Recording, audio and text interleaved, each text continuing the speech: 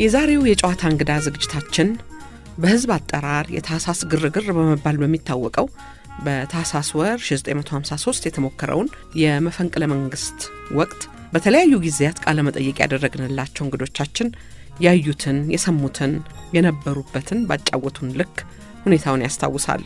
በዚህ ጉዳይ ላይ መጽሐፍ የጻፉት አቶ ብርሃኑ አስረስ እንግዳችን ነበሩና እሳቸውም የነበሩበትንና የአይን እማኝነታቸውን እንዲሁም አምባሳደር ዘውዴ ረታና አምባሳደር አህዱ ሳቡሬ በጋዜጠኝነት ሌሎች እንግዶች በዚህ ወቅት የተመለከቱትንና ያዩትን ያጫወቱንን ይዘን በተከታታይ ዝግጅቶች እናቀርባለን። ስለከሸፈው የታህሳስ መፈንቅለ መንግስት የታሪክ አውድ እንዲያብራሩልን የታሪክ ተመራማሪውን አቶ አበባው አያሌውንም እንግዳ አድርገን ጋብዘናል።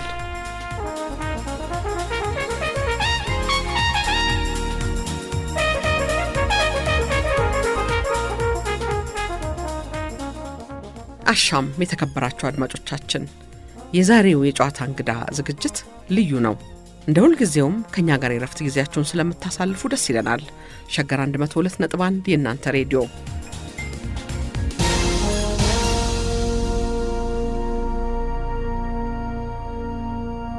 አቶ ብርሃኑ፣ ወደ መፈንቅለ መንግስቱ ጉዳይ ሳንገባ በፊት ስለ ኮሎኔል ወርቅነህ ገበየሁ እስቲ እንገሩን። ምን አይነት ሰው ነበሩ? ወጣት መኮንን ነበሩ።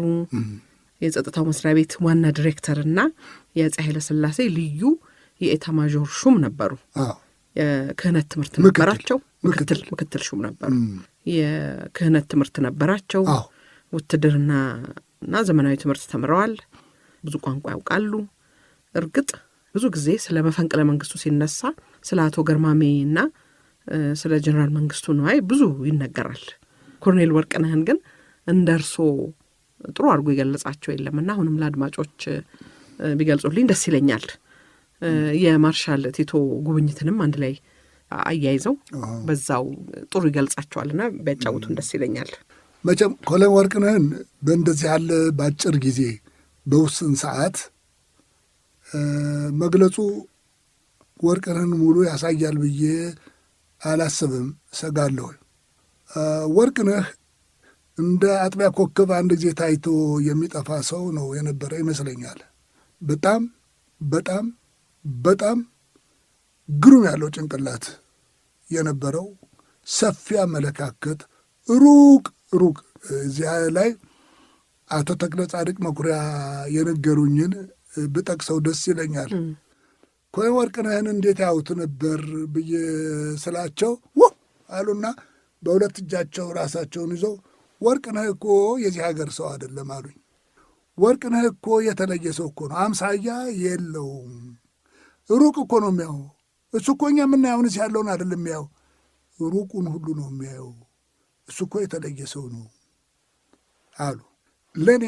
ለእኔም አሁን ምንም አቻ አላይለትም፣ አላገኝለትም። በጣም ሀገር ይወዳል፣ ሀገሩን በጣም ይወዳል፣ ወገኑን በጣም ይወዳል፣ ያከብራል። በጎ ነገር ብቻ ነው የሚያዩ። ለእኔ የሚለው ነገር አልነበረውም። ለሱ ምንም የሚያስብ አልነበረም። እና እንደዛ ያለ ሰው በመሆኑ ንጉሱም ደጋግመው የተናገሩት ነገር ነው። ጥሩ አጋጣሚ ነው አንተን ያገኘንበት፣ መልካም አጋጣሚ ነው አንተን ያገኘንበት ነው የሚሉት። አንድ ሁለት ጊዜም ተጣልተዋል፣ አኮርፈውታል፣ ገፍተውታል። ግን ወርቅነህን የሚያርቁት የሚገፉት ሰው አልነበረም። የሚያቀርበው ሐሳብ፣ የሚያደርገው ነገር የተለየ ነበረ። እንዲያው በብዙ ሰው ብዙ ነገር ተሰራና ረዳት ሚኒስትር አሉት በሹመት ስልጣን። ህዝብ ብዙ ቀራቢ የአፄ ኃይለ ሥላሴ ቀራቢ የሆኑ መኳንንት መሳፍንቶ ኧረ የለም ይሄን ሰውዬ ከሀገር ቢያስወጡት ነው የሚሻለው፣ አምባሳደር አድርገው የላኩት አሏቸው። እሳቸው ደግሞ ጥቅማቸውን ያውቃሉና ማድረግ አልፈለጉም። እንግዲህ ወደ ጦሩ ይግባ፣ መከላከያ ይግባ፣ ኦሮክ ልታስገለብጡን ነው? አይሆንም አሏቸው። የሚያደርጉትና ያጡት ንጉሱ በጣም ስለሚያቀርቡት፣ በጣም ስለሚሰሙት፣ ደግሞ መኳንንቶች እሳቸው ቀራቢ መኳንንቶች ደግሞ ይችን ነገር አልወደዱም ነበረ እና ወርቅነህ ያስተውላል፣ ልብ ብሎ ይሄዳል። ተፈጥሮም ትልቅ ጸጋ የለገሰችው ሰው ነው፣ ያስተውላል፣ ይመለከታል። ችኩል አይደለም፣ ቁጡ አይደለም፣ በእርጋታ ነው ሁሉን ነገር የሚያየው። በዚህ ንጉሠ ነገሥቱም ጠቅሟቸው በአቅራቢያቸው አድርገውታል። 2 ጊዜ ከስልጣን አንስተውታል፣ ዞር እንዲል አድርገውታል። ሳምንት ሳይሞሉ ግን መልሰው የነገሯቸውን ሰዎች ወሄዱ ብለው አግለው መልሰው አስገብተውታል። በተለይ ራሻን በጎበኙበት ጊዜ እዛ ላይ ወደ ሞስኮ ሲሄዱ ከሌኒንግራድ ወደ ሞስኮ ሲሄዱ እሱ እንደነገረኝ በጣም ተፈልጎ የማይገኝ ምርጥ ጊዜ አገኘሁኝ ከእሳቸው ጋር ለመነጋገር አለ። ረጅም ሰዓት ነፃ የሆነ ቦታ፣ ያን ጊዜ ነው ያለ የሌለኝን ሁሉ የተነፈስኩት ነው የሚለው እና ይሄ መንግሥት አይቆምም፣ ይወድቃል፣ ሩቅም አይሄድም፣ በቅርብ ይወድቃል። አወዳደቁም ጥሩ አይሆንም፣ የሕዝብ ፍጅት ይመጣል። ስለዚህ ይህ እንዳይሆን ስሙ እንደተመሰገነና እንደተከበረ እንዲኖር ከፈለጉ ስልጣኑን አሁን በቅርብ ጊዜ ያስተላልፉ። ካልሆነ እልቂቱ ይሄ ነው የማይባል ነው የሚሆነው። የሰው ታሪክም ይጠፋል። ምርጫው የሶ ነው አልኳቸው አለ። እርክ አይ ወርቅነህ፣ እኛ እኮ የምታውቅ ብልህ ሰው ትመስለን ነበርክ። ለካ እንዲህ ያለህን ለካ አታውቅም። እግዚአብሔር የሚያደርገውን ያድርግ እንጂ ስልጣናችን አሳልፈን ለሰው አንሰጥም። 2ኛ ሳንጠራህ ወደ እኛ እንዳትመጣ ሂድ ብሎ ሰደውታል። እስከዚህ ድረስ ነው። ወዲያው ደግሞ 1 ሰዓት ሳይሞላ አንዳንድ ነገር ሲመጣ አስጠሩትና ያው ንግግራቸው እንደቀጠሉ አጫውቶኛል። እስከዚህ ድረስ ነው ሄደው። በብዙ ነገር ጠቅሟቸዋል፣ ግን በመጨረሻው ይሄን ነገር መክሯቸዋል። ይሄ አልሆን ሲል ነው ወደ መፈንቅለ መንግስቱ ለመሄድ ወደ አድማው የገቡት። አቶ ብርሃኑ፣ ወደ ታህሳስ መፈንቅለ መንግስት ሙከራ አጀማመር እንሂድ ብዬ ነው። የእርሶን የግል እማኝነት ይንገሩን። ኮሎኔል ወርቅነህ መኪናህን ነዳጅ ሙላ ካሉበት እንጀምር። ነገሮች ቢሞከሩ ንጉሱም የማይሰሙ የማይመለሱ ሲሆን ወደ አድማ ተለወጠ። ነገሩ ሁሉ ተለወጠና አሁን መንግስቱ፣ ገርማሜ፣ ወርቅነህ 3ቱ ይህን ይቋጩ እንጂ እነሱም በዘርፋቸው ሰዎች የያዟቸው አሉ። እኔም ሳላውቀው ቀስ አድርጌ ለካ እዛ ውስጥ ተንሸራትቼ እየገባሁ ነው ያለሁትና አሁን ነዳጅ ሙላ እና እሺ ሄድኩ። ማታ ወደ 2 ሰዓት ሲጠጋ እስቲ ወደዚህ ታች ሂድ ተባልኩና እሺ ብዬ ወደ ታች ወደ ደብረ ዘይት መሄጃ መንገድ ላይ ስንደርስ ምን መስሎኛል፣ ወርቅነህ አይበላም፣ የረባ ነገር በልቶ አያውቅም። ሁላችን እንግዲህ የሚሰማን የነበረ ነገር ዛሬ መብላት ፈልጓል። እዛ ኮሎኔል አልቢ አጠገብ ምን ቬርዴ ነው ቪላ ቬርዴ የሚባል ሬስቶራንት ነበረ። እዚያ ሄዶ መብላት ፈልጎ ነው ብዬ በጣም ነው ደስ ያለኝ። ቢበዛ 10-11 ብር ይሆናል ብዬ አለኝ ደግሞ 11 ብር የሚሆን ይዣለሁ። ምክንያቱም እሱ ገንዘብ ላይኖረው ይችላል። እሱ ጋር ገንዘብ አይ ያንቺን ማምጣ የዚያን ማምጣ ብሎ ለሚሰጠው መስጠት ነው። አሁን ዳ ከዚህ ካየ ስጭኝ ሰጥሻለሁ ይልና ይበደርሻል። ወስዶ አይከፍልሽም። የኔንም እንደዚሁ ነው የሚያደርገው። እና መልካም ብዬ ስንሄድ ቆይ ትንሽ ልፍ በላል ነፋስ ስልክ የምንለው ነበር። አሁን እንጃ ምን እንደሆነ ወደዛ ሄድን። ስንወርድ ቀጥል ግድ የለም ተመለስ እስክልህ ሂድ አለኝ። ይሻልኩ ወረድኩ እና እንትን ስንደርስ ይቺ ምንድን የምትባለው ከተማ አሁን የቀረጠም የምናምን እንትን የሆነችው በደብረ ዘይት መንገድ የመጀመሪያ ትንሽ ከተማ ቃሊቲ ስንደርስ ለመሆኑ መሳሪያ አለህ አለኝ። አዎ ምን አለ? ሽጉጥ አለችኝ። እስቲ አውጣው አለኝ። እንዲህ አድርጌ አውጥቼ አሳየሁ። ውይ እቺ ምንድን ናት አለኝ። መልበል እንግዲህ አነስተኛ ሽጉጥ ናት። አዎ ኮልትሬጌስ ነች። ትንሽ ናት። ኧረ ኮልት ወደ ታገንታ ትንሽ ናት አለች። ጥይታችን አታክልም። እንዲያው መቼም እልሽ እንዲያው አለኝ ለማለት ለመወን ነው እንጂ ይህን ያህል ቁም ነገር ምሰራም አይደለች እና አሳየሁት። በል መልካም ነው አለ። ያዝነ ቆይ ሌላ እሰጥሃለሁ አለኝ። ይሻ አልኩ። ከዚያ ቦርሳውን አወጣና ብሪፍ ኬስ ነበረው አወጣና ኡዚ ካርታውን አጎረስና በዲያስ አንድ ነገር ቢሆን ጊዜ እንዳትሰጥ፣ ይሄ ነው አንድ ነገር ቢሆን ነው።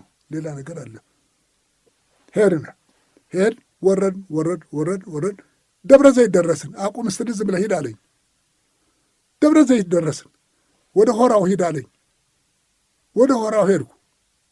ቁልቁል ወረድ። እንግዲህ ሰይጣንም የስብሰው በዚያ ሄዳል ሲባል ሰምቼ ነበረ እና እሱ ደግሞ የዚህ የመንፈሳዊ ትምህርት ጥሩ አለው ስለሚባል ሰይጣን ሊስብ ነው እንዲህ ሰውዬ ልጄ በሆዴ እንዳያስመታኝ ተብሎ ሄድነ። ኋላ ዝች ላይ አቁም አለኝ። አቆምኩ። ጠመንጃህን አቀባበልና ጣትህን ከመላጭ ላይ አድርገህ እዚህ ጠብቀኛለህ። እኔ በዚች አድርጌ በማሽላ ውስጥ በቆሎ ነበር የተሰራ በቆሎ፣ በሱ ውስጥ ለውስጥ አድርጌ ሄጄ ወደዛች ቤት ደጃፍ ላይ ቆማለሁ። እዚያ ስቆም አልጋ ወራሹ ብቻ መጥተው የወሰዱኝ እንደሆነ መልካም፣ አብሮ ተደርቦ ሌላ ሲወጣ እንደሆነ ሁለታችን ብትችል ለይተህ፣ ካልሆነም ሁለቱንም አንድ ላይ አድርገህ እንድትመታ የመጨረሻ ትእዛዝ ነው ብሎኝ ሄደ። ከባድ ነው። ያልጠበቁት ነገር ነው እሱ። ከባድ ነው። አዎ ደግነቷ ይሽ እኔ ገና ከሕፃንነቴ ከልጅነቴ ጀምሮ ስመጣ የነውጠኛ ቤተሰብ ነኝ።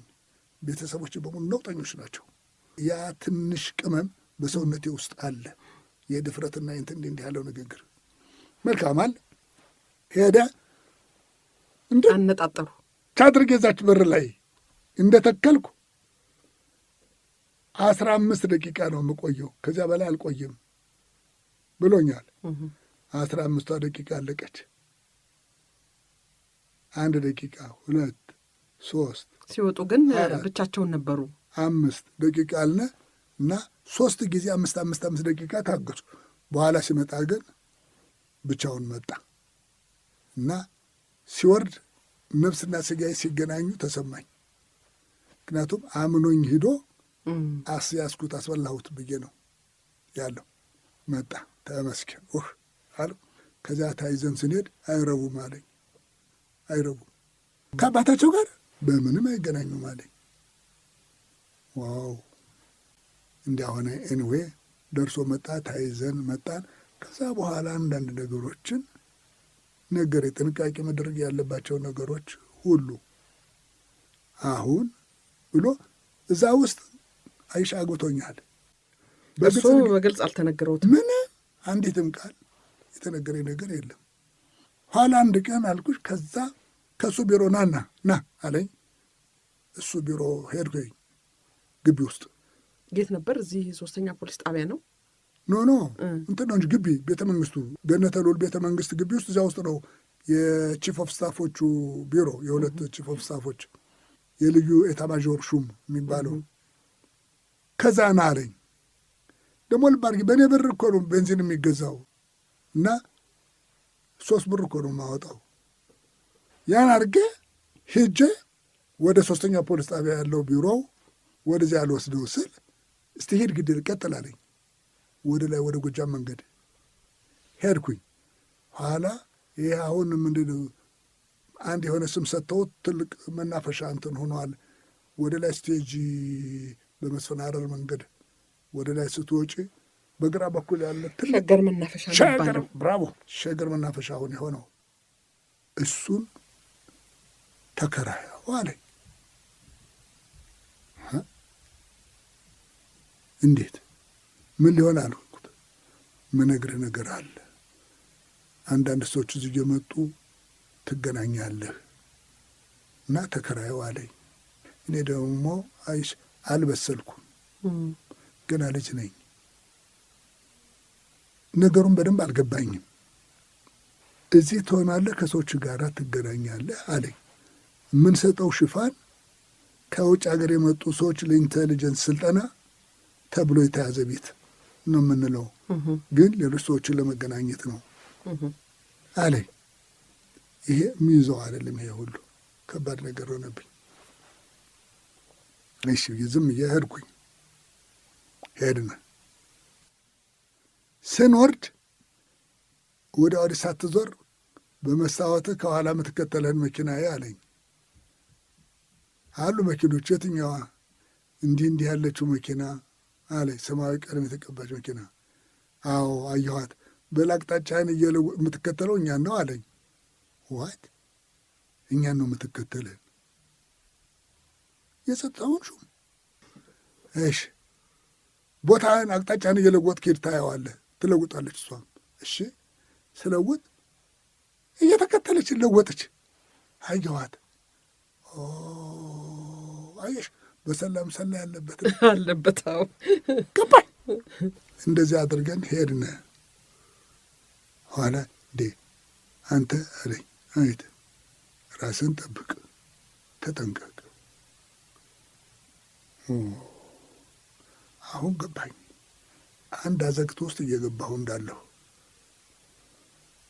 ይሻልኩና በአጋጣሚ ባለቤቴ በጣም ፈሪ ሰው ነች። ልጆች መጥተዋል በዛን ጊዜ? አዎ። እና እንዲህ ያለ ነገር መነግራት ሰው አይደለችም። ምን አባቴ ላድርግ አልኩ።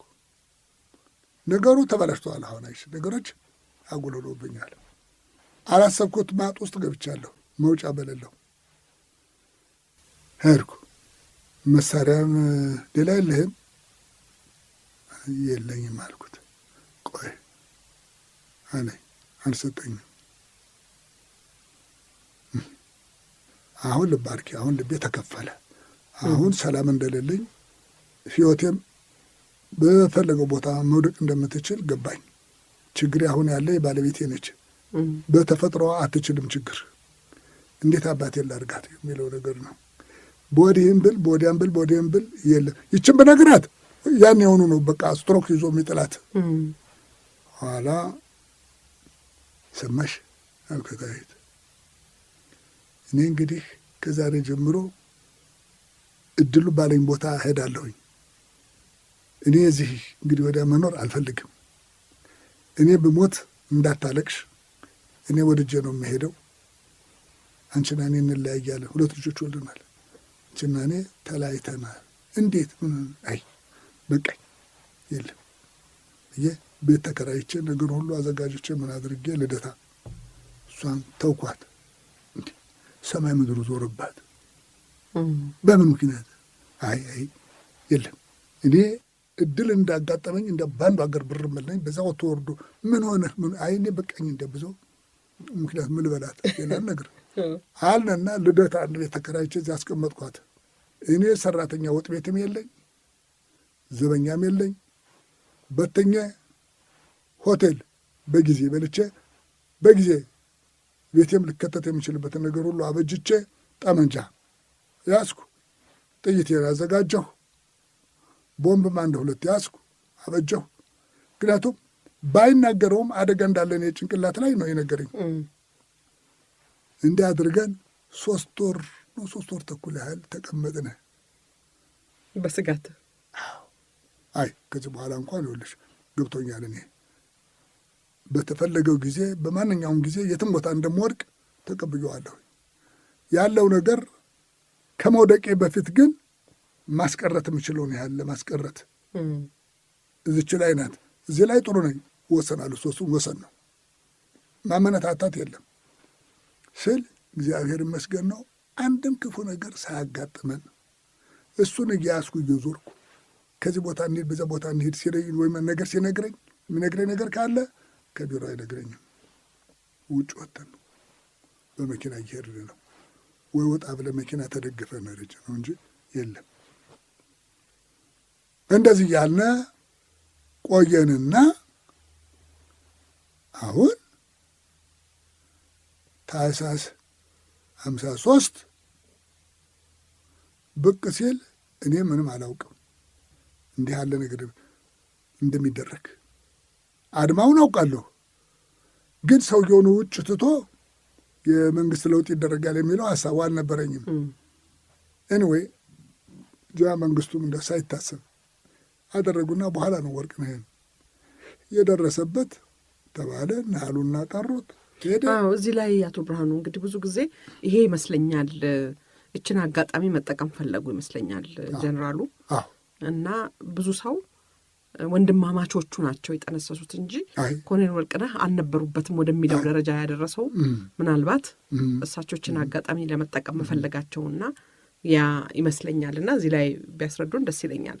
አይ የለም እሱማ እንዳልኩሽ እኛ ገና የካቲት 52 ነው የጀመርነው። እኔ እንኳን ማወቅ የጀመርኩት እኔም ሳውቅ እንንገረው ተብሎ የተነገረ ነገር እኮ አይደለም። ኃይለኛ ቃል ተናግሬ ንጉሱን አናድርኳቸው። እኔ እሳቸው ወታደር ልከው አንገቴን አስይዘው ይወስዱኛል ስል እንዲያውም ታጩ ለዚህኛው ይሄ ሰውዬ ደህና ነው አቋሙ ወደሚለው ለካ ወስዷቸዋል። ይሄ በቃ ይሄ ሆነ። ከዛ ጊዜ ጀምሮ ነው እሳቸው ጋር ቀረቤታው ያለው። ታህሳስ ደረሰ 53 የካቲት ልብ አድርጊ የካቲት 52 ዓመተ ምህረት ነው ይሄን ያደረግ ነው እስከ 53 ታህሳስ ድረስ ልብ አድርጊ ዓመት ሊሞላ ከዛች ወርቅነህ ደብረ ዘይት ወስዶ ከመለሰኝ ከሐምሌ ወር በኋላ ግን ነፍሴ በክር የታሰረች እንደሆነች ይሰማኝ ነበረ። በማንኛውም ጊዜ በማንኛውም ቦታ ልወርቅ እንደምችል ተቀብየዋለሁኝ። ያ ነበር የነበረው ነገር እና አሁን እንዳልሽው መፈንቅለ መንግስቱ የተካሄደው በመንግስቱና በገርማሜ በሁለቱ ውሳኔ ምክንያት አይደለም። ይሄ ሰፋ ያለ ጥሩ እንትን የተጣለበት ስራ ነው የነበረው። ነገሩን እንዲያርጎ አቋርጦ ለዚህ ያበቃው ያቺ ደብዳቤ ከአንድ ሰው ያገኘኋት እሷ ነች። ልጃ መንግስቱ የተላለፈች ቴሌግራም የገርማሜ በአዲስ አበባ መኖር መልካም አይሆንም፣ በሌላ ሰው በኩል መንገር አቅቶን አይደለም፣ ለአንተ ምንነግርህ ወደ ግዛቱ ይሂድ ችናት ቃሏ። ይህቺ ስትመጣ ልብ አድርጊ ይህን ቴሌግራም የሚቀበለው የጸጥታው መስሪያ ቤት ነው፣ ወርቅነህ ቢሮ ነው ይሄ የሚመጣው። ግን እሱ ደግሞ ያው ምክራችን አለና ምንም አይሆንም ብሎ ሰጥቷል እንጂ የዛን ጊዜ መንግስቱ ይያዝ ይከበብ እንዲደረግ ብሎ ቢል አቅሙ አለው፣ ስልጣኑ አለው፣ ችግር የለውም ነበረ። የምክክር ነገር ስለነበረ መልካም ተባለ። ይኸውልሽ ሳይታሰብ ናስቲ ብለው ነው የጠሩት እና አሉት። ቤቱ እንደገሄደ ተነስቶ የራሱ መኪና ስነስቶ መጣ፣ በሾፌሩ ገባ። ከዚያ በኋላ ወላሂ ላዚም እንግዲህ ወዲያ አጥሮ የታጠረ ነው መውጣት የለም አሉና አንድ ሲያደርጉ ምንሽ ነገሩ በዛው አለቀ። እዛ ላይ እንዳየሽው በማግስቱ ጠዋት እኔ ሳገኘው መንገድ ላይ ተይዤ ገብቼ ነው። እኔም ወድጄ አይደለም ባዶ እጁን መፈንቅለ መንግስት እየተካሄደ ኧረ እንዴት ይደረጋል አልኩና ቤቱ ሄጄ ያው የቤቱን ሰዎች አውቃለሁኝ ፈረሜ ኡዚ ከሁለት ካርታ ጋር በቦርሳው ይዟት የምትዞር ነበረች። እሷን ይዤ መምጥቼ ሰጠው። ምን ላደርግ ነው ይለ አልፈልገውም አለ። የእኔ ትእዛዝ ነው አልኩት። ያዘው ክፉ አለ በጎ አለ አልኩት። መጨረሻም ህይወታቸው የጠፋው በዛ ነው። ይሄ እኮ እኔም ኩራት ዝም ብለሽ ብታያቸው አንዳንድ ነጥቦቹ የእኔ መስማር እየመቱ ወጉ የሚሄዱ ነገሮች ናቸው። እምቢ ብሎኝ እኮ ነው አልይዘውም አለኝ ነው ያዘው ብዬ አሁን እኔ ባለ ጉልበት የሆንኩት ያዘው አልኩት። ያዛት። ፋይናሊ ሞያ ያሰራችው እሷ ናት።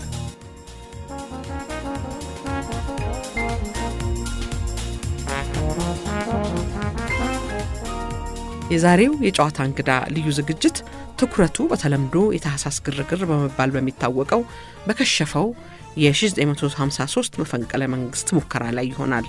ሸገር 102.1 የእናንተ ሬዲዮ። ኮሎኔል ወርቅነህ ይላሉ። በመፈንቅለ መንግስቱ ጊዜ ነው ይሄ። ኮሎኔል ወርቅነህ እርሶን አሜሪካን ኤምባሲና እስራኤል ቆንስላ ጀነራል ጽህፈት ቤት ይልኮታል። አነጋግሯቸው ሐሳባቸውን ተቀብለው ይንገሩኝ ብለው ነው የሚልኮት። በመፈንቅለ መንግስቱ የእነዚህ ሀገሮች ተሳትፎ ምን ነበረ? እንግዲህ እንደገና ደግሞ ሌላ ልጨምርልዎት። መጀመሪያ ብቻ አይደለም የላኮት። መጀመሪያ ሲልኮት የአሜሪካን ኤምባሲ የፖለቲካ ክፍል ኃላፊውን ነው ያገኙት አዎ እንጂ አምባሳደሩን አይደለም። እዚህ ደግሞ ቆንስል ጀነራሉን ነው ያገኙት። ለሁለተኛ ጊዜም ሄደዋል። ስለዚህ ምን ሆነ እስቲ ንገሩኝ። እና የአሜሪካን ኤምባሲስ ተሳትፏቸው ምን ነበረ? የእስራኤልስ እንደዚሁ? እንግዲህ ምንድነው እኔ የነበርኩበት ጥናትና ምርምር ክፍል ነው በጸጥታ ውስጥ። በዚህ ጊዜ ኤምባሲዎች ከጸጥታው ክፍል ጋር ለሚያደርጉት ግንኙነት ወይም ለሚፈልጉት ግንኙነት መንገዱን ነኝ በእኔ አገናኝነት ነበር የሚሄደው። እንደዚህ ስለነበረ ስለማውቃቸው ፖለቲካል ኦፊሰሮቹን ሄድኩና አሜሪካን ኤምባሲ መምጣቴን ነግሬ ለዘበኛው ነገረውና ድሮ ሲሄድ ለአንድ ጉዳይ ኑሮኝ በር ላይ ስናገር በሩ ተከፍቶ ሰውየው ራሱ ቆንስላው መጥቶ የፖለቲካ ኦፊሰሩ መጥቶ ተቀብሎኝ ቢሮ ወስዶ ቡና ተጋብዤ ከዚያ የመጣሁበትን እግር ተነጋግሬ ጨርሼ እንሄድ ነበረ። አሁን ይህ እንደሆነ እስቲ ነገሩን አይተና አነጋግረና ብሎ ሲለኝ ሄጄ አሜሪካን ኤምባሲ አንኳኳውና በሩን ነገርኩኝ ለዘበኛው። ሂዶ ተናገረ። ፖለቲካል ኦፊሰሩ መጣ። አሁን በር ከፍቶ እጁን ዘርግቶ ሳይሆን በሯን ትንሽ ገርበብ አድርጎ እንደ ግማሽ ፊቱን እንደሚያሳይ አድርጎ ለምን መጣህ አለኝ። እንኳን ደህና መጣህ አይደለም፣ ለምን መጣህ? ምን ነው ምን መጣህ? ምን አመጣህ አለኝ። ላነጋግርህ ብዬ አልኩት። አይ ምንም የምታነጋግረኝ ነገር የለህም ብሎ ነገሩን ዘጋብኝ። አልተመቸኝም። ሌሎችም ነገር ተነጋገርን። አንድ ከእስራኤል ኤምባሲ ሄድኩኝ። እዛ ቆንስላ ነው ኮንስሌት ነው የነበረ የዛን ጊዜ። እዛ ሄድኩና ለዘበኛው ነገርኩ። ሂዶ ተነገረ። መጥቶ ከቤቱ ወጥቶ መጥቶ ድሮ እንደሚያደርገው በሩ ድረስ መጥቶ ተቀብሎኝ ቤቱ ገባን። ወዲያው ሻይ እስቲ አምጪ ተብላ ባለቤቲቱ ሻይ መጣ። ኩኪስ ደግሞ ነበረ። እኔ ረቦኛል ጦሜን እንደዋልኩ ነበረ። መጣ። ያችንም ኩርሽም አድርጌ ሻዋንም ጠጥቼ ስንነጋገር እንዴ ብርሃኑ አለ። አቤት ወርቅነህ በዚህ ነገር ውስጥ አለ አለኝ። አዎ አልኩ። እኔ አላምንም አለኝ። እንዴት? ምክንያቱም በወርቅነህና በንጉሠ ነገሥቱ መካከል የነበረው ቀረቤታ እና መኔታ ከፍተኛ ስለነበረ በእንደዚህ ያለ ክዳት ውስጥ ይገባል የሚያሰኝ ነገር አልነበረም በሚል ነው። ሁለተኛ ሁኔታውስ እንዲያው የሚዛለቅ ነገር ይመስልሃል አለኝ። አዎ አልኩ። እኔ መቼም አይሆንም አልል። አዎ አልኩት። አለኝ። ወርቅነህ አለበት አለኝ እንደገና። አዎ አለበት። በፈቃዱ አለኝ። አዎ አልኩት። አልተዋጠለትም።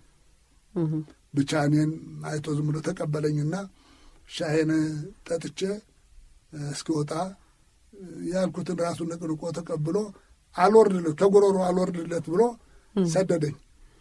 በሁለተኛው ዙር እስቲ አሁን ደግሞ ሂድና አነጋግር ተብዬ ተላኩ። አሁን ሄጄ ላነጋግር ስል የአሜሪካን ኤምባሲው አሁንም ስለምን ምንድን ነው የምትፈልገው ምንድን ነው በልና ጠይቀው ተባለ። የተላከው ሰው እሺ እንዳልተቀበለኝ ገባኝ። ተውኩትና መጣሁኝ። አሁን እስራኤል ቆንስላ ጋር እንደገና ሄድኩና መጥቻለሁ ስል እንደተለመደው በሩን ከፍቶ ራሱ ተቀብሎኝ ቤቱ መኖሪያ ቤትና ጽሕፈት ቤቱ አንድ ላይ ነበረ። ወሰደ አስገባኝና ሻይ እየጠጣን በእርግጥ ወርቅነህ አለበት ይሄን ነገር አለኝ። አዎን አልኩ። እኔን ግን አልመሰለኝም አለኝ። እንዴት አልኩት። ወርቅነህ ያለበት ነገር ቢሆን እንዲህ ያለ ነገር አይሰራም አለኝ። እንዴት አልኩት። እንዴ ጦር ሰራዊቱ እንዳርገው ለቆ በፈቅደ መንግስት ይካሄዳል? እንዴት አድርጎ አለ። ምን ነው እንዴ ሹማምንቱ እዚያ ላይ እያሉ መከላከያ ተለቀው? አይ ምንም አይሉም ግድ የለም አልኩት። ብርሃኑ አለ የወርቅነህ ስራ አይደለም ይሄ ወርቅነህ ስራ አይደለም። ወርቅነህ እንዲህ ያለ ነገር አያደርግም አውቀዋለሁ አለ። እሺ አልኩና ልሄድ ስል ብርሃኑ አለ ወርቅነህ ካለበት ይህ ነገር እንዲሳካ ከፈለገ እነኚህ ጦር ሰራዊት አዛዦች በውድም ይሁን በግድ መያዝ አለባቸው። ከዛ ውጭ ከሆነ አለቀ፣ ነገር ሁሉ ዋጋ አይኖረውም አለ። እንግዲህ ጀነራል መረድንና ጀነራል ከበደ ገብሬን ጀነራል ከበደ ገብሬ፣ ኮሎኔል አሰፋ አየነ እነዚህን ውጭ ትቶ ነው ወይ መፈንቅለ መንግስት የሚካሄደው የሚል ነገር ነው። ይችንኑ ወስጄ ነገርኩ። ወርቅነህ ሌላም ጨምረዋል፣ ፓትርያርኩን ብለዋል። አዎ እሱንም አነሳ። እናንተ ሰዎች እኔ እኮ የምታውቁት መስሎኝ ነበረ እንዴ፣ ለካ ሀገራችሁን አታውቁም እንዴ? ፓትርያርኩ እኮ ትልቁ ቁልፍ ነው። እንዴት እሱን ለቃችሁ እንዲህ ለብቻችሁ ትቀመጣላችሁ ብሎ ያንም አነሳልኝ። ይህንም ነገርኩት። ለማን? ለኮሎኔል ወርቅነህ ነገርኩት አለና በቃ አለቀ፣ ተዋል። ወዳ ትንሽ ቆየና ለጃን መንግስቱ መጡ። እየተነጋገርን መጨረሻው ላይ እንዳለን አነሳና ነገራቸው ይህን ሪፖርት ለሳቸው። ጀነራል መረድ፣ ጀነራል ከበደ ገብሬ፣ ኮሎኔል አሰፋ አየነ ዛሬ እዚህ ተይዞ ማደር አለባቸው ሲል ወርቄ ምንም አሳሳቢ ያለም እኮ የነሱ ነገር ምንም ችግር አያመጣም፣ ግን የለም መርድ ስኳሩ እና ደም ብዛቱ ተነስቶበት ታሞ 3 ቀኑ እኮ ነው ከቤቱ ከተኛ። አሁን ብለን ብንለው ይናደድና ደሙ ከንጎል ውስጥ ሊፈስ ይችላል። አይሆንም። ከበደ በምንም ነገር ከኛ ሐሳብ አይወጣም። ግድ የለም አታስብ፣ በኔቶ አሰፋን ነግሬዋለሁ፣ ምና ችግር የለም አሉና ወሰዱ እሳቸው። የዚህ ጊዜ ወርቅነህ አለ አለቀ አለ። በቃ እንግዲህ ነገሩ ነገር የለም። ከዚያ ቆይቶ እንደገና ይሂድ ተባለና ወደ 6 ሰዓት ገደማ ሌሊት አሜሪካን ኤምባሲ ሄዱ ኮሎኔል ወርቅነህ አደለ ቤት አድርጎ ከዛች ካለባት ፎቅ አንድ ደረጃ ይወርድ እስበሱ እኮ ነው የሚጠባበቀው። ለምንድን ነው ኮሎኔል ወርቅነህ አሜሪካን ኤምባሲ ሄደው አምባሳደሩን ካነጋገሩ በኋላ ነው ራሳቸውን ያጠፉት የሚባል ነገር አለ? ከምንም ጋር ግንኙነት የሌለው ሊሆን የማይችል ግንኙነትም የሌለው ነገር ነው። የለም አሜሪካን ኤምባሲ እዚህ እየመጣ ነው። ኢዮቤልዩ ማነው እንትን ገነተ ልዑል ቤተ መንግስት እየመጣ ነው የሚያነጋግር የነበረው እንጂ ሲመላለሱ በጦር ሰራዊቱና በክብር ዘበኛ መካከል እርቅ ለማውረድ ይደረግ በነበረው ምልልስ እዚህ ነው የሚገናኘው የነበረት እንጂ ወርቅነህ ከዛች ካለባት ክፍል ከክብር ዘበኛ ጠቅላይ መምሪያ ቢሮ አንድ እርምጃም አልወጣም አልገባም። እዚያ ላይ ነው የሆነው። ይሄም አይሆንም፣ እንደሱ አልሆነም። ግን ራሳቸውን ያጠፉት ጀርመን ድልድይ አካባቢ ነው አይደለም? ምንድን ነው መድኃኔዓለም ቀጨኔ መድኃኔዓለም በቀጨኔ መድኃኔዓለምና በገነተ ልዑል ቤተ መንግስት መካከል ያለች መንገድ አለች የምትወስድ አስፋልት። በእሷ ሄደው ማታ ከሻለቃ የእሱ ረዳት የነበረ ተሰማ ዋቅጄራ ሻለቃ ተሰማ ዋቅጄራ በደህንነቱ መስሪያ ቤት የአንድ ክፍል ኃላፊ ነው። የውጭ መረጃና የሀገር ውስጥ መረጃ የሚባል ነገር አለ እና ከሁለት የአንዱ ነው። ደግሞ እኛ ማወቅም አይጠበቅብንም፣ አይነገረንምም ማን ምን እንደሆነ በመረጃው ክፍል ላለው የለም። ስሙም የሥራ ድርሻውም አይነገርም እና ከሻለቃ ተሰማ ዋቅጄራ ጋር ነው የነበረው ወደ ቀጨኔ የሄዱት። በኋላ እንትን ሲል ነው ነገሩ ተበላሽቶ የክብር ዘበኛ አቋም እየደከመ እየፈረሰ ሲሄድ ሁለቱ ከዛ ወጥተው አብረው አንድ ላይ ከኢዮቤልዩ ከገነተ ልዑል ወጥተው ይመጡና ቀጨኔ መድኃኔዓለም አጠገብ ካሉ መንደሮች ፈፋውን ተጠግተው ካሉ ቤቶች እዚያ 50 ብር ከፍለው አንዲት ዳሮጊት ቤት ያድራሉ። በማግስቱ በዛ በኩል ያለው ተኩሱ ምኑ ሲያስቸግር ከዚህ እንውጣ ተባብለው ተስማምተው ተነጋግረው ወደ ታች ወደ ወንዙ ሊገቡ ሲሉ ሻለቃ ተሰማ ይቀራል፣ ይጠፋዋል። ወደ ኋላ ከቀር ያለበትን ተናግሮ ያስይዘኛል ብሎ ተኮሰበት። ያም ወታደር ነውና ወደቀና በጥይቱ አልተመቸውም። ሄዶ ለጦር ሰራዊት እጁን ሰጠ። ወርቅነህ ተንከባሎ ገደሏ ውስጥ ገብቶ ለብቻው አንድ ጥግ ላይ ቆመ። ከዚያ በመረጃ ሲባል ያለበት አካባቢ ታወቀና የተወሰነ ጦር ክፍል ታዞ ሄዶ ከበበው። ከቦት ተገኘ። ከዛ በኋላ ጦሩን የመራው የመቶ አለቃ ጌታዬ ተከበዋል፣ እጅዎን ይስጡ አለው። አየው ነገሩ እውነትም ተከቧል። ስም አንድ ነገር ልንገርህ፣ ይችን ነገር ያዛት አለው። እኛ የተነሳ ነው፣ እኛ ተቸግረን አይደለም፣ እኛ የሚገባንን ሁሉ ያገኘን፣ ነገር ግን የአገሪቱን ችግር ለማቅለል ስንል የተነሳ ነው። እኛ ጀምረነዋል፣ እናንተ ጨርሱት ብሎ በጣቱ እንዲጠቁሞ ለመቶ አለቃው ሲነግረው አንድ የ10 አለቃ ሮጦ መጥቶ ቶሎ ሊይዘው ሲል በያዘው ኡዚ ተኩሶ ጣለው። ኋላው ደግሞ አንድ ሁለተኛው መጥቶ ሊይዘው ሲል እሱንም እንደዚሁ መታው እና ወደቁ። ከዚያ በኋላ አንድ ጥይት ቀርታው ነበረች፣ በእሷ ራሱን ሰዋ። እኔ እኮ ይዤው ልሄድ መኪናዬን አቁሜ ሁለቱም በር ከፍቼ ሞተር አስነስቼ ጠመንጃዬን አቀባብዬ ከዚህ ከጠቅላይ ሚኒስትር ቢሮ እና አልኩት። ከ20 ደቂቃ በላይ መኪና ቆማ እኮ ተንደቀደቃለች ዝም ብላ። ኋላ ነገሩ አላምር ሲል አዎ ነገሩ አለቀ። ነገሩ እንደተበላሸ ገባን። አሁን የት ይዤው የት ነው የማጠፋው የሚለው እዚህ እየዞረ እያለ መጀመሪያ ከዚህ ይውጣ የሚለውን ነው። የእኔንም መግቢያ በር የእሱንም መግቢያ በር ከፍት አድርጌ እኔ ደጅ ወጥቼ ከዚያ ከጠቅላይ ሚኒስትር ቢሮ የምጠራበት ምክንያት ነው የምፈልገው፣ መንገድ ነው የምፈልገው። ጃ መንግስቱ ይወጣሉ ይገባሉ። ሆ የሚለው ሰው እየመጣ እየጮኸ ምናምን ሲሄድ ሁሉ ገብተው ሽጉጣቸውን አውጥቶ እንዲያርገው አይተው ሰምተው እያሉ ይሄዳሉ። ያን ጊዜ እሱ እንዲመጣልኝ ነበር የምፈልገውና 20 ደቂቃ ያህል እንደጠበቅኩት ስለው አየኝ። በእጆ ይምጡ ሲሉ ልክ መኪናው አጠገብ ሆኜ እንደመጣልኝ ወዲያ በር ሳልዘጋ ነበር የማሄደው ብዬ ነበር እንትን ያልኩት። አይቻለሁ፣ መውጫዬንም ሁሉ ግራ ቀኙን በር አይቻለሁ፣ እንዴት እንደምወጣ ምን መሰናክል ይገጥመኛል የሚለው ነገር ይህን ሁሉ በደንብ አድርጌ አይቼ ነው ያልኩና ስለው መጣና ደረጃዋን መውረድ ጀመር። ወርቄ እንዴ የት ነው የምትሄዱ? ተመለስ አሉት። ተመለሰ፣ ገባ። ከዚያ በኋላ ሆ የሚለው ሰው ሂዶ አለቀ።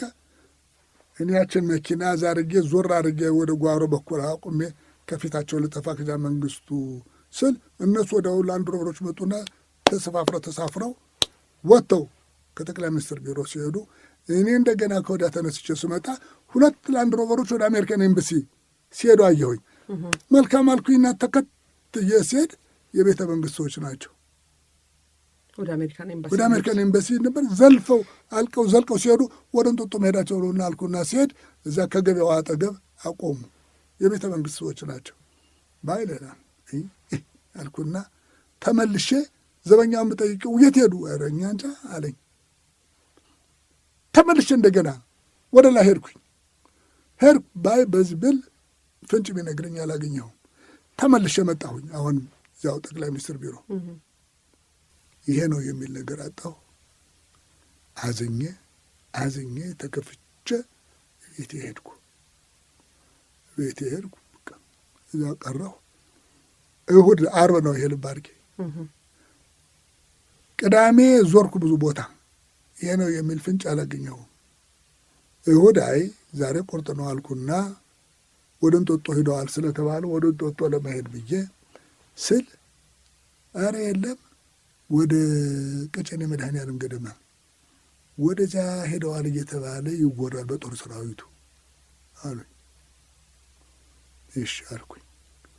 እዚያ ሲሄድ 3-4 ጊዜ ተመላለስኩ ቀስ ብዬ ከእቴጌ ትምህርት ቤት እስከ ቀጨኔ መድኃኔዓለም ድረስ ባለው ምንም የለም ብዬ አዝኜ ተመልሼ ቤቴ ገብቼ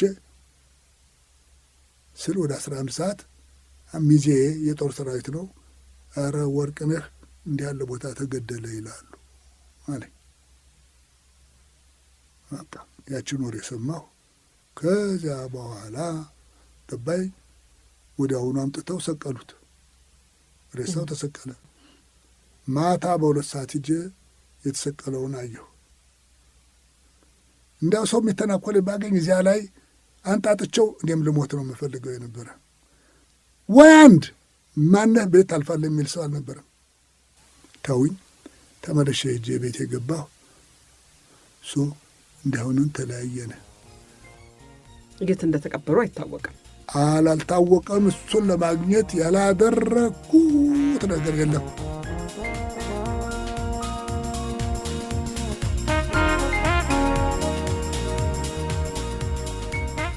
የዛሬውን ልዩ የጨዋታ እንግዳ ዝግጅት የመጀመሪያውን ክፍል እዚህ ላይ እናሳርፋለን።